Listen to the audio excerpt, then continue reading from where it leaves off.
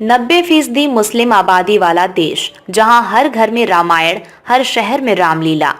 एक जमाने में इंडोनेशिया हिंदू देश था। वहां खूब मंदिर थे, भगवान राम की पूजा होती थी, रामायण पढ़ी जाती थी।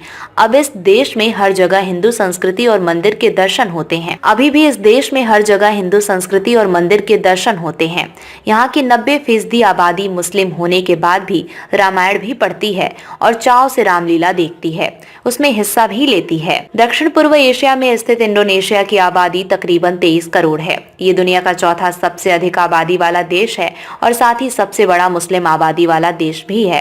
ये ऐसा मुस्लिम देश है जिसके बारे में कहा जाता है कि यहाँ हर घर में रामायण भी मिल जाएगी और हर मुस्लिम इसे पढ़ता भी जरूर है। उसे लगता है कि ये उसकी जड़ों से जुड़ी चीज है। इसी वजह से यहाँ हर शहर में रामलीला का मंचन जरूर होता है, जिसमें मुस्लिम हिस्सा भी लेते हैं और बड़े चाव से इसे देखते भी हैं। साल 1973 में यहाँ सरकार ने अंतर्राष्ट्रीय रामायण सम्मेलन का आयोजन भी किया था। ये अपने आप में काफी अनूठा आयोजन था, क्योंकि घोषित रूप से कोई मुस्लिम राष्ट्र पहली बार किसी अन्य धर्म के धर्म ग्रंथ के सम्मान में इस तरह का कोई आयोजन कर रहा था।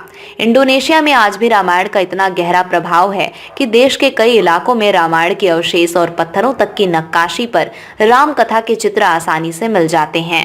भारत और इंडोनेशिया की रामायण में थोड़ा अंतर है।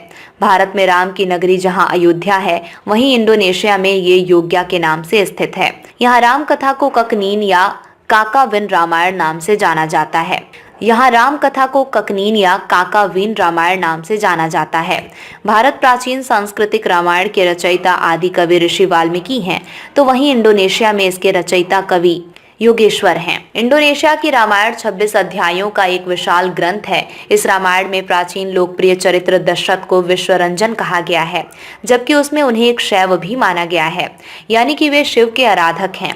इंडोनेशिया की रामायण का आरंभ भगवान राम के जन्म से होता है, जबकि विश्वामित्र के साथ राम और लक्ष्मण के प्रस्थान में समस्त ऋषि गणों की ओर से मंगलाचरण किया जाता है और दशरथ के घर इस ज्येष्ठ पुत्र के जन्म के साथ ही हिंदेशिया का वाद्य यंत्र गामलान बजने लगता है। इंडोनेशिया की रामायण में नौसेना के अध्यक्ष को लक्ष्मण कहा जाता है, जबकि सीता को सिंता कहते हैं।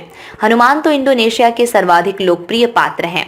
हनुमान की लोकप्रियता का अंदाजा इसी बात से लगाया जा सकता है कि आज भी हर साल इस मुस्लिम आबादी वाले देश के आज़ादी के जश्न के दिन, यानी कि 27 दिसंबर को बड़ी तादाद में राजधानी जकार्ता की सड़कों पर युवा हनुमान का वेश धारण कर सरकारी परेड में शामिल होते हैं। बता दें कि हनुमान को इंडोनेशिया में अनुमान कहा जाता है। पिछले साल ही इंडोनेशिया सरकार ने भारत के कई जगहों पर इंडोनेशिया की रामायण पर आधारित रामलीला का मंचन करवाने की मांग की थी।